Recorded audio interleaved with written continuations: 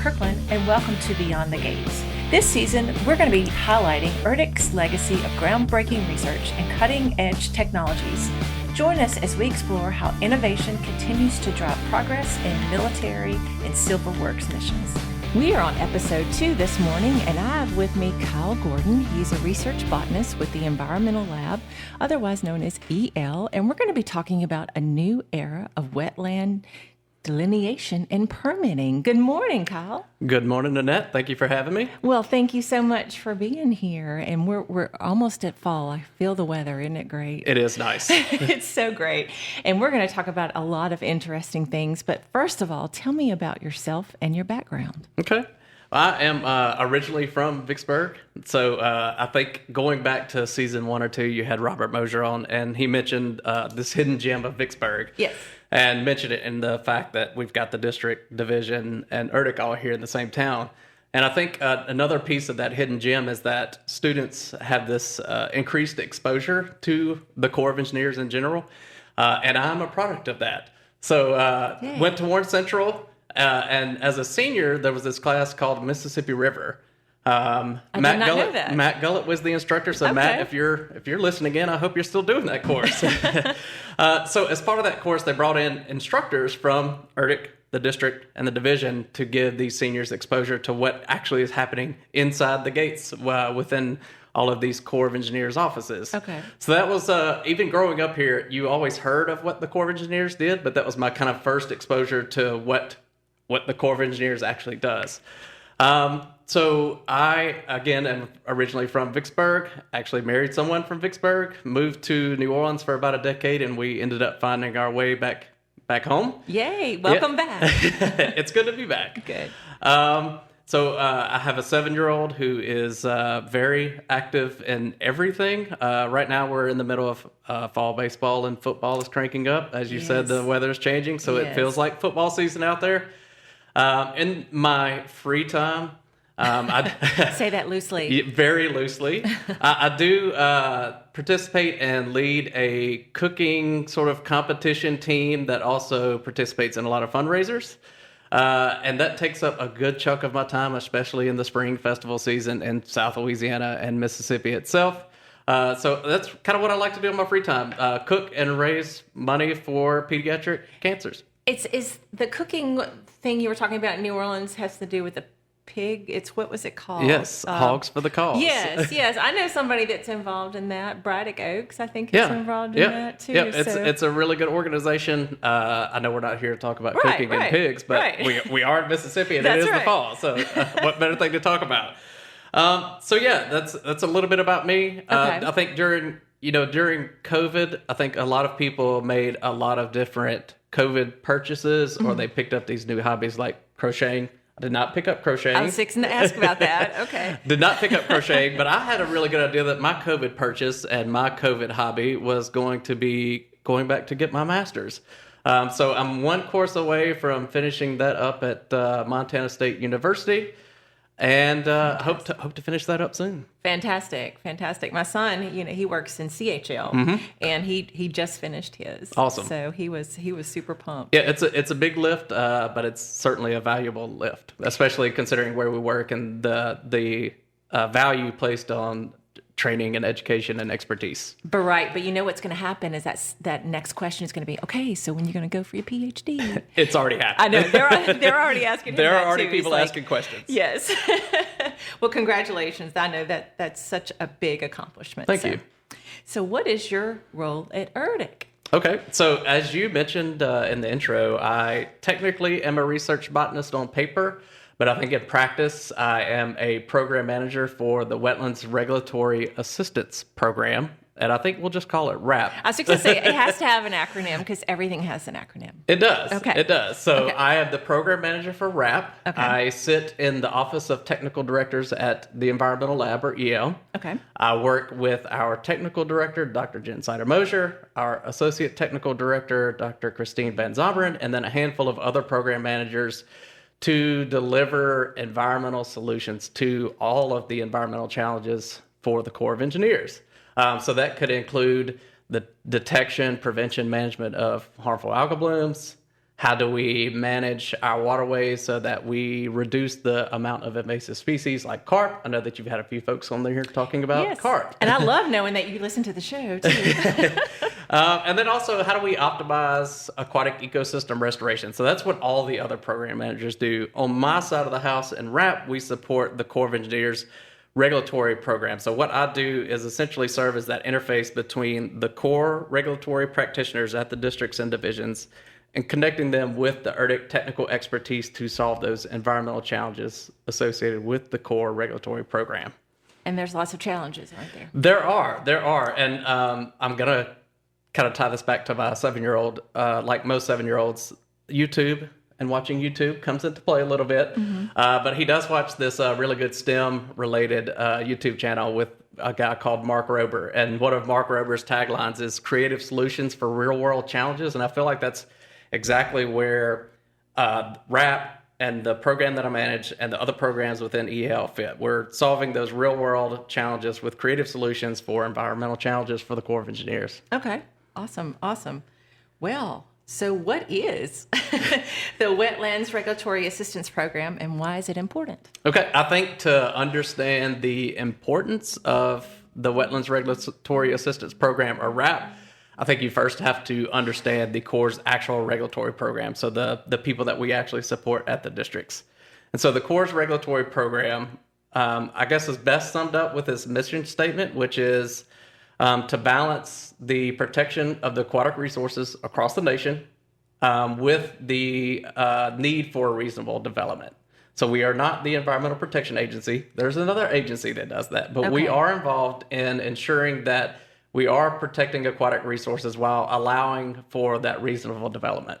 Okay. And so what that means is that the Corps has been given these authorities, mostly through the Clean Water Act, to regulate certain activities and all sorts of aquatic resources, wetlands, streams, marshes, and all those types of things. And so where RAP actually comes into play is that when regulators are making these really complex environmental decisions about impacts to those waters and wetlands, they need to ensure that the decisions that they're making are rooted in sound science. And so that's where we come into play. We integrate that science into their decision-making process to make their decisions more objective, more transparent, and more technically defensible, which eventually reduces their litigation risks associated with their permitting decisions. And then where we also come into play is providing them with the necessary sort of rapid decision support tools so that they can make those decisions faster. So what RAP really does is, while the regulators are out there doing their complex environmental analysis for their permitting actions, we provide them with the tools and the information and the knowledge so that they can either go make those decisions faster or better. Okay. So how did you get involved in this program, and what is your role as the program manager? Okay. As I mentioned at the beginning, if anyone's tuning in just now, I am from Vicksburg, and being from Vicksburg, you are presented with these opportunities to not only be exposed to the Corps of Engineers, but you can actually participate in it. So I actually started with the Corps of Engineers as a student at the Coastal and Hydraulics Lab at ERDC.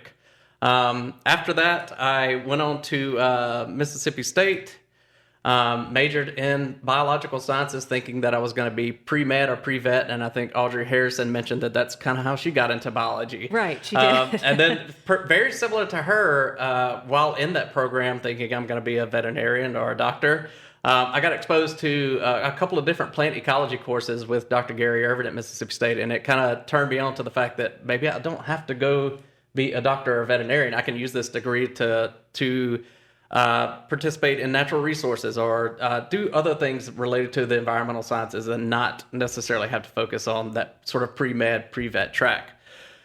So I ended up graduating with a degree in biological sciences from Mississippi State. And like most 22-year-olds, if the Corps of Engineers from the New Orleans district calls you and you're 22, what better place to move to than New Orleans, right? Exactly. So moved to New Orleans, actually working for the Corps of Engineers, working in the regulatory program, which I currently support on the research and development side. So I worked with them 8 or 9 years, and then got the chance to come back to Mississippi working for the Mississippi Valley Division Office, which is just right down the street from where we're recording now, as their regulatory appeals review officer. So reviewing all of those appeal decisions where the Corps rendered this decision, said, applicant, here's our decision, and the applicant said, well, we don't really agree with that. So then they could have this sort of appeals process. So have been touching the regulatory world in a couple of different capacities, at the district level, at the division level, and then it got a really another good opportunity in this sort of quasi-hybrid ERDC and USACE headquarters detail assignment. To support them in training for wetland delineation and updating a lot of their training materials. And so in that role, I was working with the previous Wetlands Regulatory Assistance Program manager, Sally Yost, and she ended up retiring right in the middle of that detail. Oh. Yes. Okay. Yeah, so, and funny story, Alco Francesco approached me and said, hey, what do you think about this program manager position? So when that program manager position came open, applied for it, got it, and appreciate the opportunities that I have been given, especially by folks like Alco Francesco, who was just inducted into the West Gallery Distinguished of Employees. Sure was. And still am lucky to get to work with folks like that. So that's kind of how the roundabout way that I got to ERDC and got into this RAP program manager position, have been supporting the regulatory program in the sort of practitioner capacity at a district level, at a division level, and even at the Vicksburg district as well. And then have sort of transitioned over into this program manager role where we are providing that R&D support to the folks actually doing the regulatory work in the field. Well, it's amazing. It's interesting to know how everything intertwines. It does. And it's also nice to have that district division perspective when you get over to ERDC, because you're automatically thinking about not only what can we discover and develop, but how are we going to deliver these meaningful and useful tools and products to the field? And for me, knowing how those are used and what our end users would be using those for has been super helpful in sort of shaping what this program looks like and how we are delivering for the Corps of Engineers. And making such a difference. We are. And then so in this, I guess in the role of the program manager, I think program managers in the Corps of Engineers are often equated with program execution, which means budget execution. And I am not an accountant, so the budget piece of it is the least favorite part of the job, but I think it's also a very important part of the job. So as a program manager, you're not just the banker and the accountant for the program. You're also the sort of mouthpiece, cheerleader, public affairs person for the program, working with our PAO and CCO staff to make sure that our end users understand the value of what we're providing. And maybe I'll talk about this in a little bit. And I think one of the important pieces of what we do within the Wetlands Regulatory Assistance Program is that we're not just providing value and decision-making tools to the Corps of Engineers, because the regulatory program also interacts with the public and is in the public face all the time. We're also providing tools and technologies to the public itself. Right. So I think that's a big part of the job. Accountant, cheerleader, public affairs person, and I think the biggest piece is that technology transition piece and making sure that the research that we're developing and the tools that we're developing are being successfully transitioned over to our end users, which might be the Corps of Engineers, a state, a federal agency, or the public itself. Right. Wow. That's a lot. It is a lot, but it's fun. It's, right. I can tell it's fun. It is fun, and I think that's one of the cool things about ERDC is that you are presented with these challenging problems, and you have to find a solution, and often you have to work with your partners to find that solution. So teamwork makes the dream work. It does. Well, this year we're celebrating how the labs came together 25 years ago to form one ERDC, one organization of experts across multiple disciplines. You're with the environmental lab, but how have other labs and partners collaborated on this effort? Yeah, that's a really good point. Although I do physically sit in the environmental lab, I think I have my hands on almost all the labs. And in fact, in the 4 years that I've been here, we have had at least some work in all 7 of the ERDC labs. Mm-hmm. And I think that's a sort of a testament to not only the technical expertise and the diversity of expertise that we have at ERDC, but the diversity of technical challenges that the regulatory program faces in their day-to-day job. So not only do they have to be at the district or division level implementing the core regulatory program, not only do they have to be experts in identifying wetlands and wetland ecology or stream ecology or coastal ecology, they also have to be experts in stream restoration and cultural resources and endangered species. So there's all these other complex parts that play into this. And so their diversity of technical challenges definitely needs that diversity of technical expertise that ERDC is able to offer.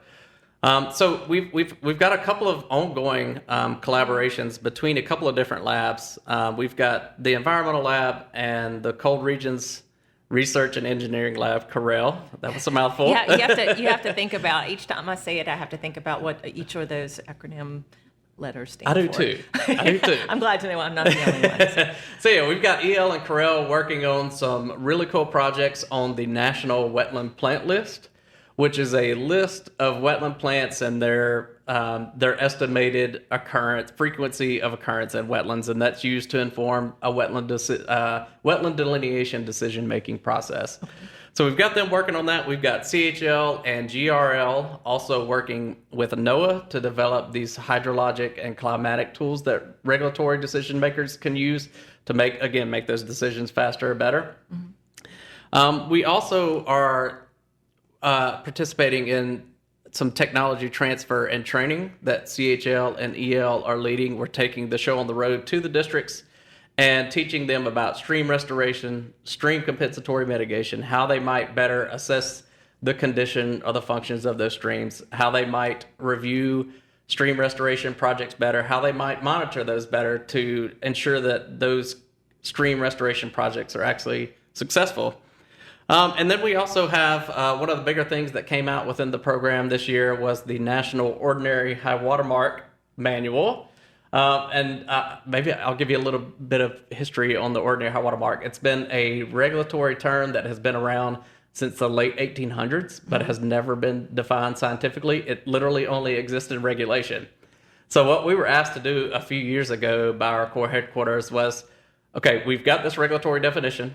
We don't know exactly what it means. ERDC, can you help us decide what this actually means and provide us with this field manual that we can turn over to the districts and to the public so that when they identify the ordinary high water mark of a stream, which defines the extent of the Corps' jurisdiction under the Clean Water Act, can you help us create this manual? So we created the manual. We released it as an interim draft version back in December. And that is an ongoing collaboration between CORREL, CHL, and I think one of the really important things, too, is that we've been collaborating with our partners at EPA.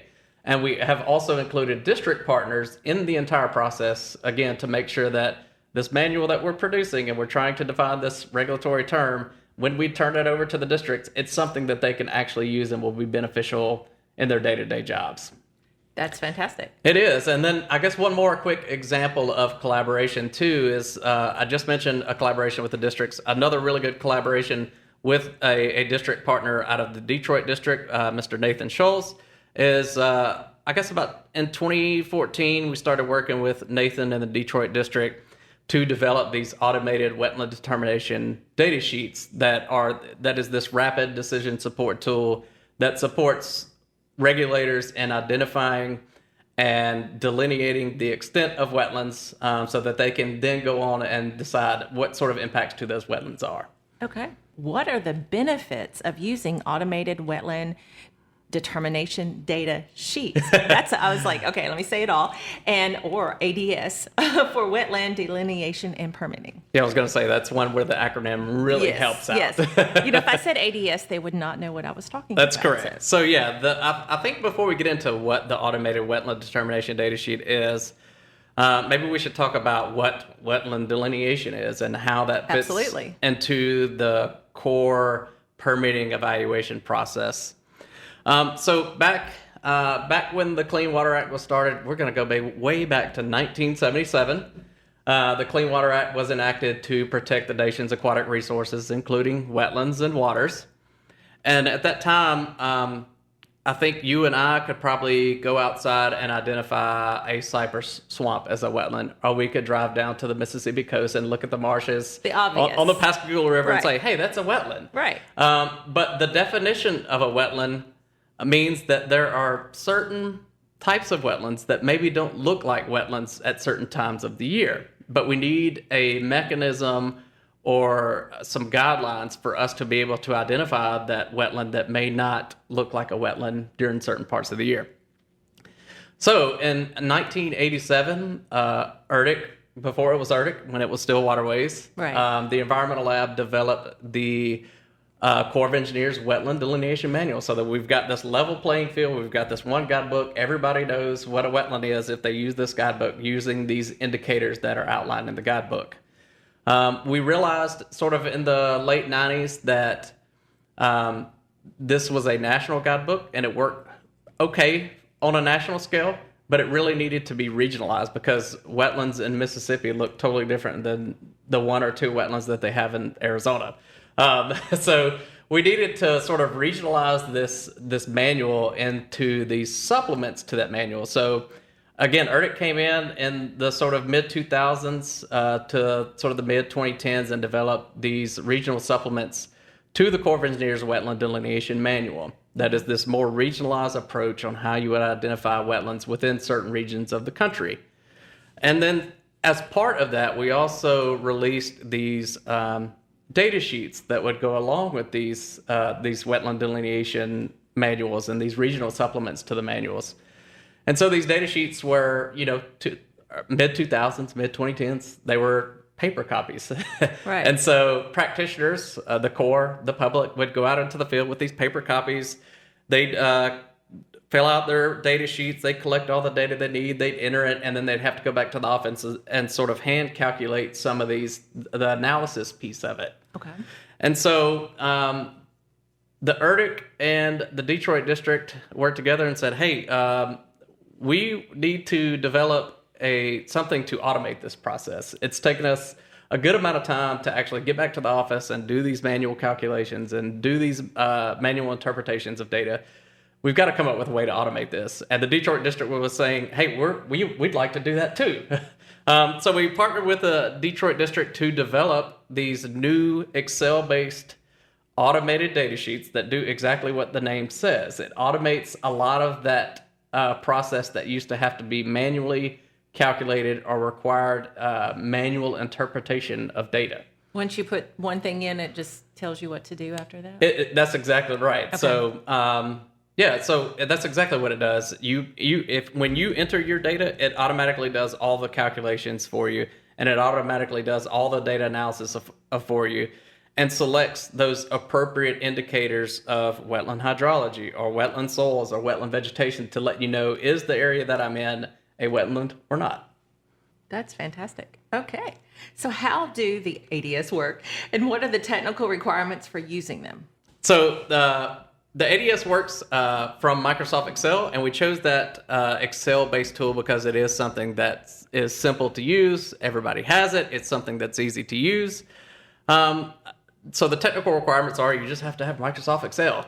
And so I think one of the requirements, too, is that it still does need that accurate data entry. So it only can automate or analyze the data that you enter, and that the integrity of that data needs to be good data. Right. So it still does require that you do enter good data for wetland hydrology, wetland soils, and wetland vegetation.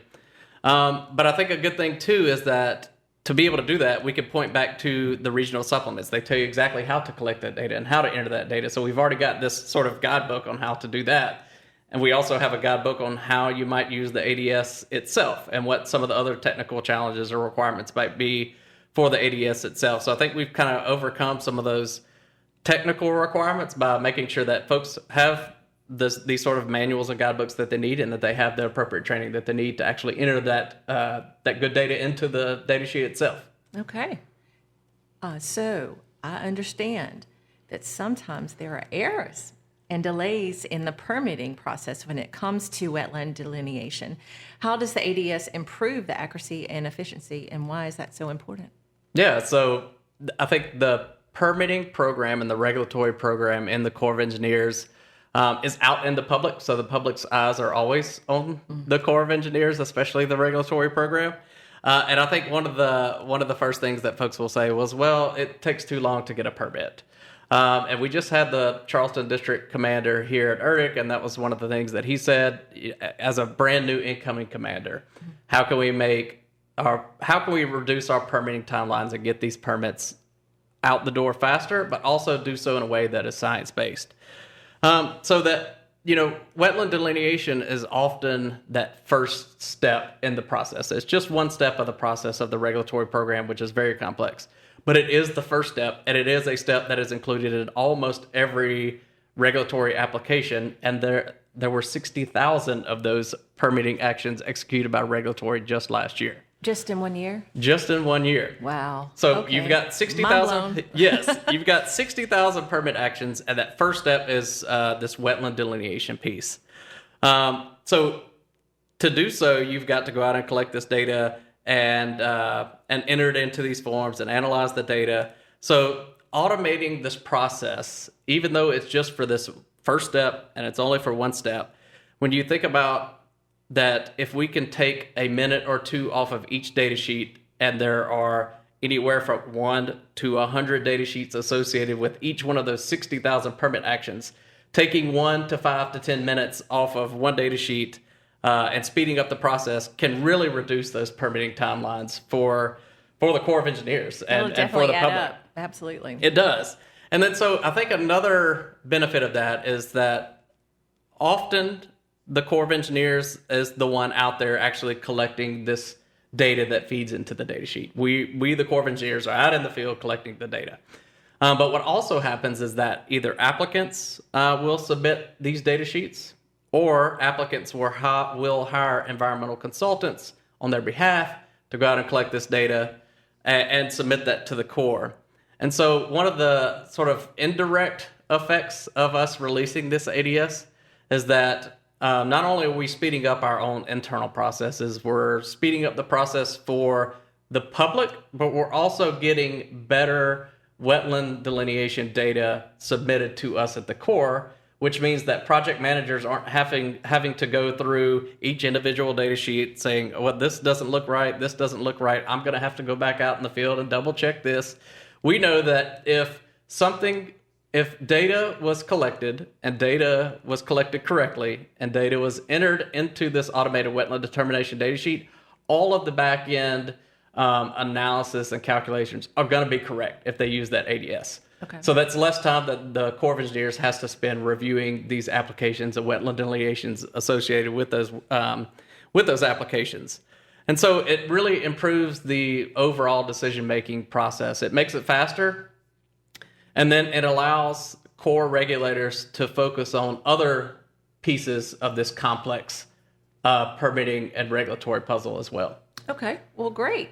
So how have the ADS been received by the private sector and agency staff who are conducting wetland delineations across the nation? Okay. Well, this is, one of my favorite parts of the job is seeing how well these tools and technologies and other knowledge that we are developing here at ERDC are being moved over to the field and how well those are being received. And as I mentioned earlier, I think the success of what we are able to accomplish in ERDC is partnering with other agencies, partnering with other districts, partnering with the public to make sure that we've got things right on the front end so that when we do go to deliver these solutions, they're delivered in a way that really is beneficial and valuable and useful. And so the ADS is one of those where we have gotten some really good feedback.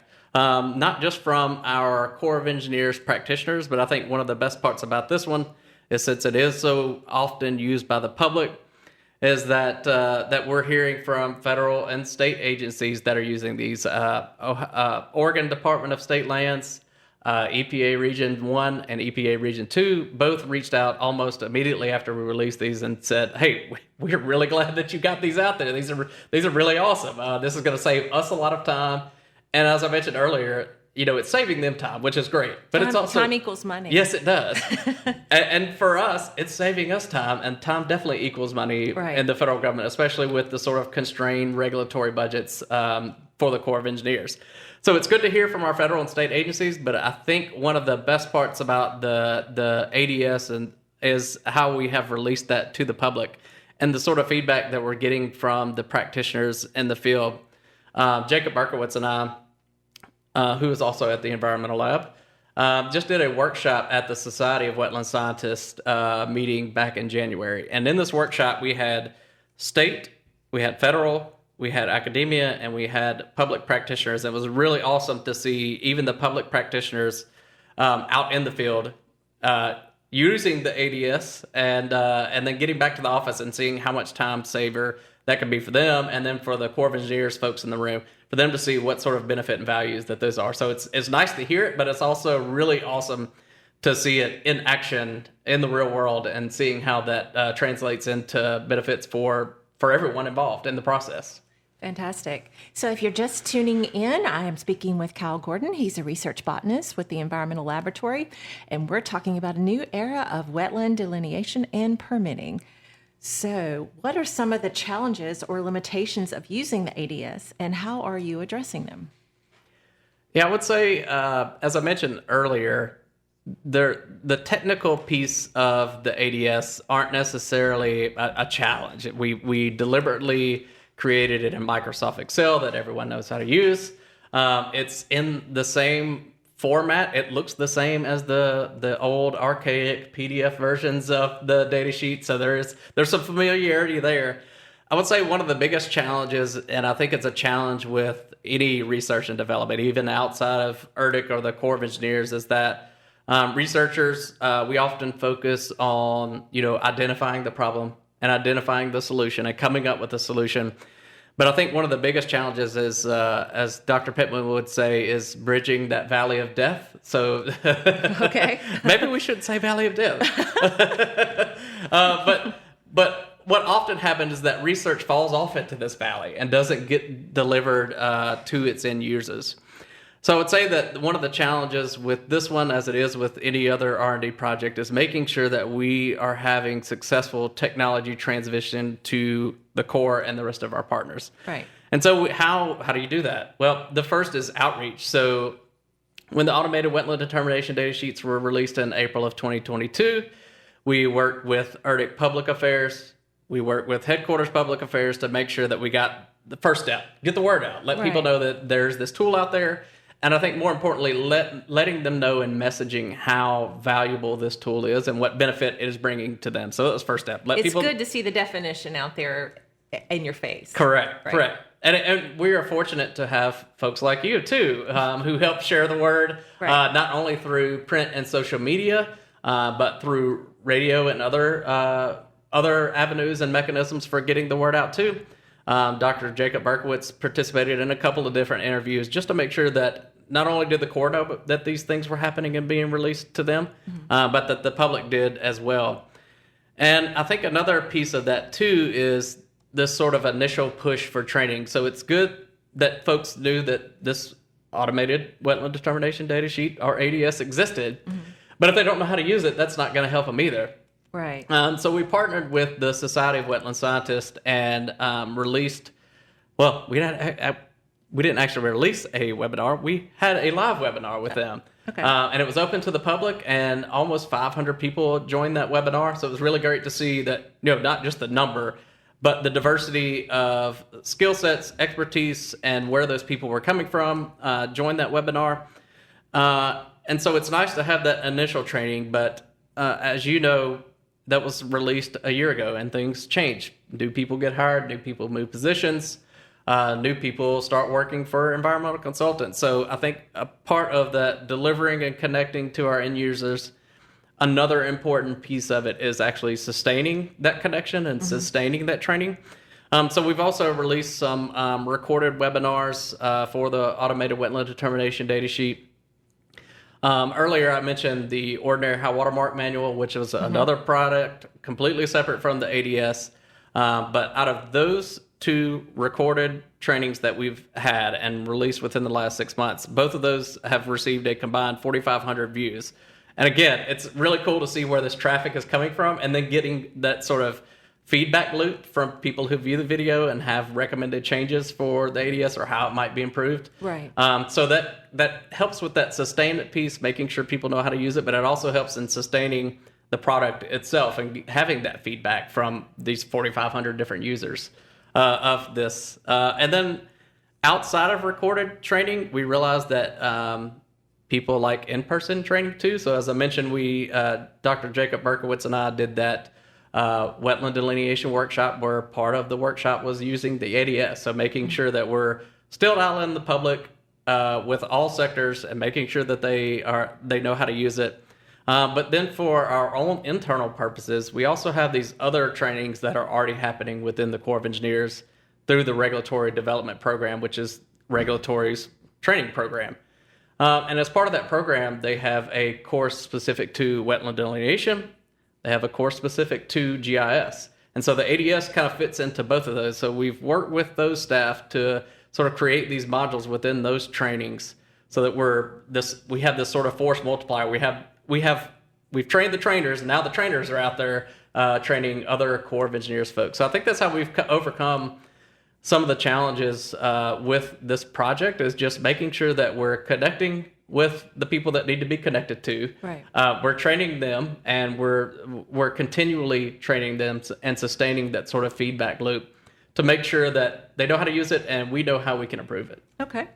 So what are some of the future plans or directions for improving or expanding the ADS or developing other tools for wetland management? Yeah, so as part of that feedback process that we've kind of had open and ongoing since we released these back in April of 2022, we've had some end users identify ways that we can improve those wetland determination data sheets for them.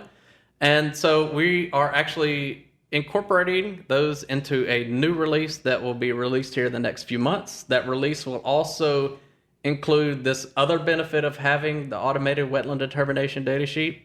It automatically connects to the National Wetland Plant List and automatically goes out there and gets the wetland indicator status rating for a plant. And maybe I should explain what that means. I'm interested. So the National Wetland Plant List is a list of plants that occur in wetlands, and we assign these indicators of how often it occurs in wetlands. And that's used to define if a piece of property has wetland vegetation on it. So these indicator status ratings sometimes change. The names of plant species can change. Their affinity to wetlands can change. So again, one of the secondary benefits of the ADS is that we can go out and get those changes on the fly and on demand. So this new release of the ADS will also include these new National Wetland Plant List indicator status ratings and these sort of improvements that the Corps and the public have asked for. Also, right after we released these automated wetland determination data sheets to the public and to the Corps, we also released a mobile version of the ADS. Yay! Yeah, that's what everybody has. That's what everybody has and what everybody wants. Right. So as you can imagine, the ADS is built on Microsoft Excel, which means you usually have to lug out a laptop or something like that has Excel on it if you want to use it in the field. So we had a lot of users asking for mobile versions. So at this point, we do have a mobile version released internally to the Corps of Engineers that they can use, and it integrates directly into these enterprise level GIS tools that they already have. When did this become available? So this was available to internally in April of 2022. So it's something that something new for the Corps of Engineers, and something that we're still we're not beta testing because it's being used, but we are making improvements to it. And I think the big thing, too, is that not only was the Corps of Engineers asking for mobile versions of this, the public was asking for versions of this. So we are actually currently working with some of our GIS experts and Nathan Scholes from the Detroit District on how we can release this mobile version of the ADS in sort of an app form to the public because it is something that they're asking for, and it's something that would benefit us here at the Corps of Engineers as well. Absolutely. Absolutely. So this has been so very interesting, and I've learned so much. So what would you like listeners to remember from this valuable conversation? Okay. I would say that I think the theme of this show is how ERDC makes a difference. Mm-hmm. And so I would spin that in a way that not only how ERDC is making a difference, but how we're making a difference for the Corps of Engineers and how that is making a difference for the public. As I mentioned, the Corps regulatory program is out in the public, permitting impacts to waters, evaluating those impacts to waters and wetlands, streams. And when I say that they're permitting these impacts to wetlands, waters, and streams, we can think about the Mississippi River, which is just right down the street. And you would think, yes, we probably should be evaluating what is happening on the Mississippi River. But the Clean Water Act applies to the entire nation. So it could be maybe a new Taco Casa needs to go in Vicksburg, and there is a wetland or a stream on the property that that Taco Casa is proposing to be built on. The Corps has to be out in the public evaluating those. And so anything that we can do at ERDC to improve the scientific defensibility, enhance the decision-making of the Corps so that they're able to make better decisions and make better decisions faster, I think is a real impact of how ERDC is supporting the Corps, and that is then translating into benefits for the entire public that is a part of this Clean Water Act permitting evaluation process. I would also, I guess, leave users, listeners, sorry, maybe you are a user of the ADS. They could be users. That is very true. I think I'll tie it back to that 7-year-old YouTube watching video there with Mark Rober, where he did say that we're developing creative solutions for real world challenges. And I would sort of spin that in a way that these are not just real world challenges, but everyday challenges. Right. I mentioned 60,000 permit actions per year. Anything we can do to shave off time or add value to that permitting process for 60,000 permit actions is of real value, and how we're really taking not just ERDC's research beyond the gates, but literally delivering it to people's backyards or someone's living room or someone's livelihood.